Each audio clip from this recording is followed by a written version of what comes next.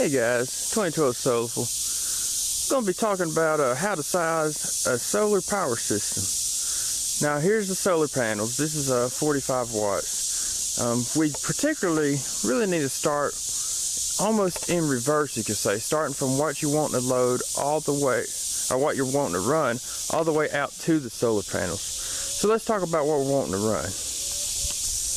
Okay, so say you want to run we're going to say a 5 amp refrigerator. If you want to run a 5 amp refrigerator, you would want to go on the watts, add up your watts. It would be 5 amps times 120, and that will give you watts. That's roughly about 600 watts. So that means you would want to have at least a 600 watt power inverter that will, 600 watt continuous run power inverter. So I would suggest going a little bigger, anywhere between 700 to 1,000 watts, just for that. So that means your power inverter has been sized. If you want to run a 600 watt refrigerator, you would need a power inverter at least 600 watts, preferably a little more. That's just how I like doing it, so you have that little cushion room. So if the refrigerator peaks at, say, 650, it won't hurt your inverter. So that's how you size your inverter, just like that. You add up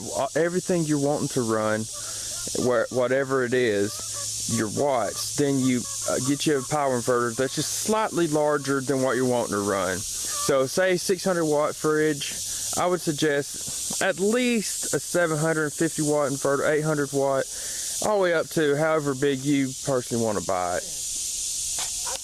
Alright, so since we got the power inverter size for the loads we're wanting to run, we're going to talk about the battery bank, how many batteries you need.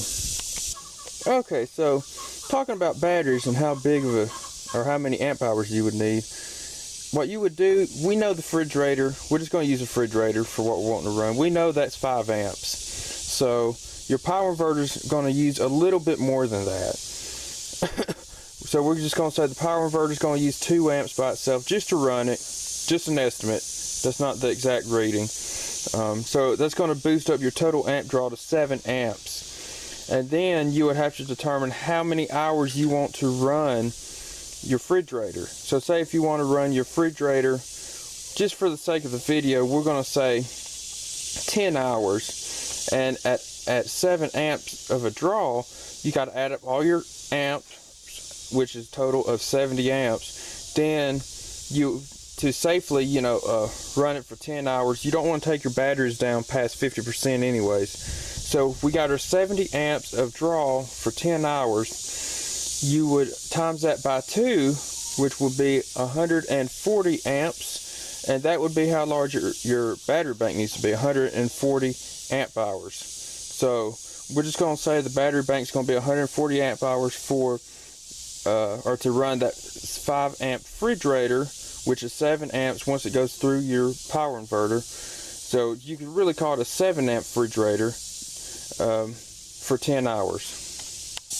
Okay, so we now have 2 of our components, which is our batteries, how much amp hours we need for our battery bank, and our power inverter, the rating for it. So we now know that we're going to need a minimum of a 600 watt power inverter. That's a bare minimum just to run it, preferably 750 to 800, just to give you a little wiggle room. And we were going to need 140 amp hours of battery storage. So now the solar panels. How much solar panels do we need? How many amp output? What's the amp output? So generally your amp output for your solar panels, say if you had a 140 amp hour battery bank, which is what we needed to run the refrigerator, you would want to go no more than 10% of those amps. So if you divide 140 by 10, that's 14. So that means your solar panel charging current should not exceed 14 amps, which if you add that up in watts, I'm just going to throw a number out there that's going to be somewhat close to it. That will probably be closer to about 200 watts, roughly. I'm not quite sure. That's just a rough estimate. Roughly 200 watts to run a 600 watt refrigerator. So Now that we know our solar panels, how much we're going to need for that, we would need to know our inverter, our charge controller. It needs to handle, if the solar panel put out 14 amps, or solar panels, you will want to have a charge controller that's rated for at least 14 amps. I personally like going a little larger just to give you that cushion room once again. So I would suggest a 20 amp charge controller, a minimum 20 amp charge controller, 20 plus amp charge controller to handle the 14 amps of charging current. Okay, so we've now learned to run a 600 watt refrigerator. You're going to need a minimum of 600 watt power inverter, preferably a little larger, 750 plus watt power inverter.